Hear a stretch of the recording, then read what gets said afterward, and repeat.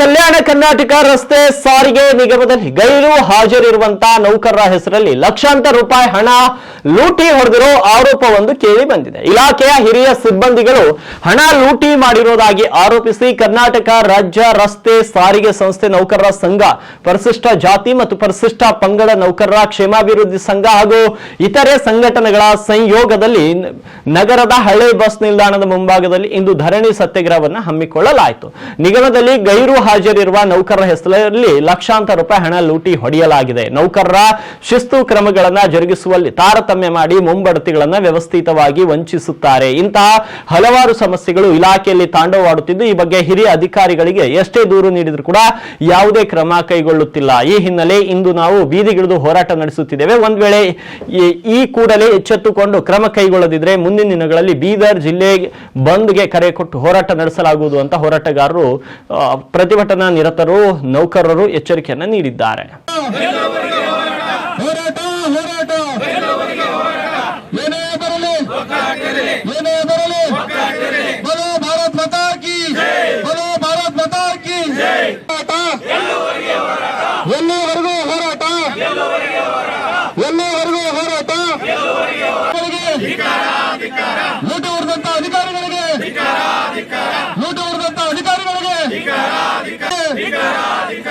ಈ ಧರಣಿ ಸತ್ಯಾಗ್ರಹವನ್ನು ನಾವು ನಮ್ಮ ಸಂಸ್ಥೆಯ ನೌಕರರ ಸಂಘಟನೆ ವತಿಯಿಂದ ವಿವಿಧ ಸಂಘಟನೆಯಿಂದ ನಾವು ಜಂಟಿಯಾಗಿ ಹೋರಾಟ ಮಾಡಿದ್ದೀವಿ.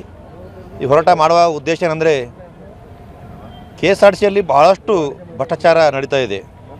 ಅದು ಯಾವ ಥರ ಅಂದರೆ,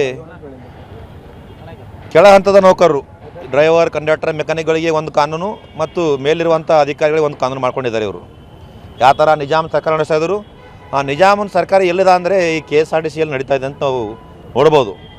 ಇವರಿಗೊಂದು ಸರ್ಕ್ಯುಲರ್ ಇದೆ, ಅವ್ರಿಗೊಂದು ಸರ್ಕ್ಯುಲರ್ ಇದೆ. ಯಾವುದೇ ಒಂದು ಕಂಡಕ್ಟರ್ಗೆ 100 ರೂಪಾಯಿ ಕೇಸ್ ಆದರೆ ಅವನಿಗೆ ಅಮಾನತ್ ಮಾಡ್ತಾರೆ. ಇವರು ಲಕ್ಷಗಟ್ಟಲೆ ಲೂಟಿ ಮಾಡಿದ್ರೆ ಯಾವುದೇ ಅಮಾನತಕ್ಕೆ ಒಂದು ಇದಿಲ್ಲ. ಹೀಗಾಗಿ ಸರ್ಕಾರ ಕೂಡಲೇ ಇದು ಎಚ್ಚೆತ್ಕೋಬೇಕು. ಇಲ್ಲಿ ನಡೀತಾ ಇರೋಂಥ ಭ್ರಷ್ಟಾಚಾರವನ್ನು ನಿಲ್ಲಿಸಬೇಕು. ಮತ್ತು ತನಿಖಾಧಿಕಾರಿಗಳೇನು ಮಾಡ್ತಾ ಇದ್ದಾರೆ ಅನ್ಯಾಯ, ಯಾರಿಗೆ ಚಾಲಕ ಮತ್ತು ನಿರ್ವಾಹಕರಿಗೆ ಅನ್ಯಾಯ.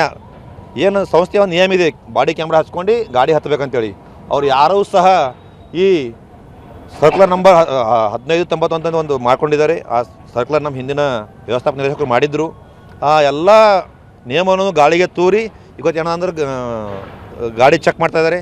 ಚೆಕ್ ಮಾಡಿ ಇಲ್ಲ ಸಲ್ಲದ ಒಂದು ಆರೋಪ ಮಾಡಿ ಅವರಿಗೆಲ್ಲ ಅಮಾನತ್ ಮಾಡೋಕ್ಕೆ ಈ ಸಂಸ್ಥೆಯ ಹಿರಿಯ ಅಧಿಕಾರಿಗಳು ಕಾರಣ ಆಗಿರ್ತಾರೆ. ಉದಾಹರಣೆ, ಇವತ್ತು ನಮ್ಮ ಬೀದರ್ ಜಿಲ್ಲೆಯಲ್ಲಿರುವಂಥ ಸೆಕೆಂಡ್ ಡಿಪೋಲ್ಲಿ ಜಾನ್ಸನ್ ಕಂಡಕ್ಟರ್ ಇದ್ದರು.